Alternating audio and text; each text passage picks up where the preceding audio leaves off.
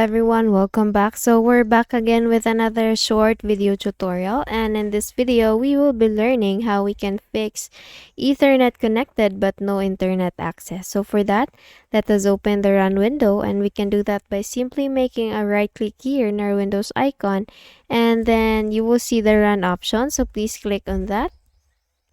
Or you can just simply press the Windows R key in your keyboard altogether, and then you will be opening the run window. And once this run window is already open, all we need to do is just to type ncpa.cpl. Again, it's ncpa.cpl. Now, once you're done typing, just please click on OK or Enter. And then you will see the network connections window coming up. So since I am not connected with my Wi-Fi, but I know that I am always connected with the public Wi-Fi. So that's why this signal icon is in here in the Wi-Fi section. So if in your case you're also connected with a Wi-Fi or Ethernet, please select the correct network connection that you're connected with, and then all you need to do is just to make a right click on that and then click on this disable button here. And then once you do that, you will be disabling the internet connection. And let's just wait for it. Okay, so it's already disabled. So once you have already disabled this one, just make a right click on that again, and then you will see this enable option here. So please click on that, and it will be enabling the Wi-Fi or the network connection in our device. So let's just wait for this to be done.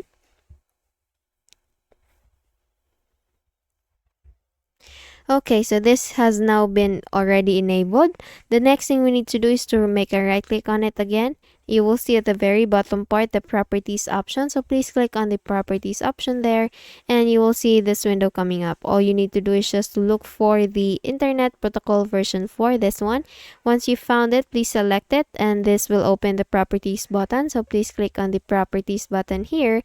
And for the general tab, you will see obtain an IP address automatically. So please click on this one. Please choose this one. And then for the second section, you will see this use the following DNS server addresses. So please make sure that you have selected this also. And for the preferred DNS server, you can have this one, just like mine. It's 8.8.8.8. And for the alternate DNS server, you can also have this 8.8.4.4. So this is actually the Google DNS server. And for the cloud, if you want cloud, all you need to do is just to type in the preferred DNS the 1.1.1.1.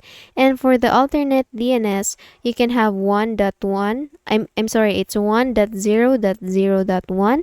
Now once you're done with this one, you can now click on OK and then close this window. And then the next thing you need to do is to go to network and internet. So let us close this one. Let us go to our settings. So please make a right click on your Windows icon, and then you will see the settings option there. Please click on that. And then here in the left pane, you will see the network and internet. So please click on that. Once you do that, you will be able to see this kind of window. So at the very bottom part, you will see the advanced network settings. Please click on that to view all network adapters and network reset options. So please click on that, and we will look for network reset options. This one under more settings. So it is the very bottom part for the more settings section. Please click on that to reset all network adapters to factory settings. Once you click on that, you will see this network reset button here. So please select, or please click on this button here to reset the network. So this will remove, then reinstall all your network adapters and set other networking components back to their original setting. You might need to reinstall other networking software afterwards, such as VPN client software or virtual switches. So just click on this reset now, and then once you're done with this one, close this window, and we will proceed with the device manager. So again, please make a right click in the Windows icon, go to device manager options. Once you do that, you will be opening this kind of window. Let me just expand this one. So here we will be looking for network adapters. This is the one. So once you see it, please click on the arrow before it, and you will be expanding, and you will be seeing all the network adapters that you have in your device. So please look for MediaTek or Realtek. So I have here MediaTek, so that will be the one I will be choosing. And then just make a right click on that, click on update driver, and then first try the first option. Once you're done with the first option, go back to this window and then try the second one. So for example, let us search automatically for drivers, and once it says that the best drivers for your device are already installed, go back and then click on this browse my computer for drivers. Let me pick and then choose here or select the driver that is compatible to your device. You can roll back also, so you can also choose the older version of the driver, and then once you're done, just click on next.